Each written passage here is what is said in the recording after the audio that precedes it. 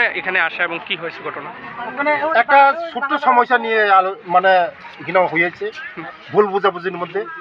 আমার ডিসিএম সাহেব আছে, তারা বুঝছে না। আমার সঙ্গে দেখা করতে গেছিলো, আমারে পাই নাই। আমিও এখন সিএম সাহেবের সঙ্গে মিটিং ছিল এখন তেলিয়ামুড়ার মধ্যে। আমরা সব তাদের সঙ্গে আলোচনা হয়েছে, তাদের ফসল নাকি ক্ষতি করেছে এখানের কিছু লোক। আমি দেখবো, এখন আমি নিজেও যাব আর ডিসিএম সাহেবকে বলছি কিছু হবে না, এটা নিজের মধ্যে মীমাংসা হয়ে যাবে।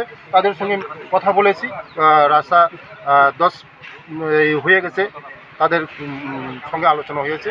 আগামী দিন তাদের সঙ্গে সব আলোচনা করব, সব সমস্যার সমাধান করব। কৃষিকাজ দিয়ে দেন এক ব্যাগ পুরা যা আছে গাছগুলো সবজি দিলে পুরা খাইটা বসে গেছে বর্মচরের লোকরা বাঙালি। তো আমি তো গিয়ে দেখলাম কিন্তু গাছ তো কাটছে না, দেখছি জায়গা লইয়া বলে এখানে প্রবলেম। গাছও কাটছে, গিয়া দেন আমরা গিয়া দেন ভালো করে দেখতে গাছ টাছ থেকে ধরে চারটা যা আসলো সব ব্যাংকের সঙ্গে লুটপাট করে গেছে। তারা কইতাছে যে জায়গাটা নাকি তারা, আপনারা নাকি দখল করে জায়গাটা করতেছে। 25 বছর দখলে আছি, ঠিক আছে? 25 বছর এখানে জঙ্গল আসলো, আমরা কাটছি পরিষ্কার করছি। 25 বছর আগে তারা কই আসলো? আমরা যে সময় জঙ্গল পরিষ্কার করি তারা তখন কই আসলো? তারা বলে কইছিল যে বিনিময়ে আপনারা টাকা দিতে তারারে। না না না, তারা এমন কথা কইছিল না। তারা এমন কোনো কথা কইছিল? তারা দাবি করছে এই যে তারা দাবি করছে যে এলাকার সাম দেবনাথ এই জায়গাটা নাকি তারা দেয়া গেছে।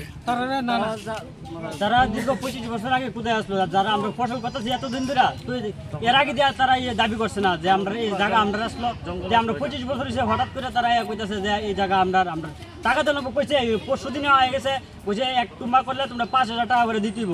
আমরা হঠাৎ করে এই টাকা দিব, আমরা গরিব মানুষ, অসহায় মানুষ, আমরা এই টাকা কইতে না দিব। তা আমরা কইছি আমরা তো এত টাকা দিয়ে হতো না। তারপর বলছে তারা তোরা খেতে লাভিস না, লামলে তোরা ট্যাক্স খাইতে লামু। স্যার আর আমরা কি করবো? তার এই ভূষণ দেবনাথ এই তানে কইছে মার্ডার করে লইব, তুল্লা লইয়া দেবো, হুমকি দিয়ে গেছে, আমরা দাও দিয়ে দৌড়ানো দিচ্ছে স্যার। তো এই ব্যাপারে থানা জানাইছেন?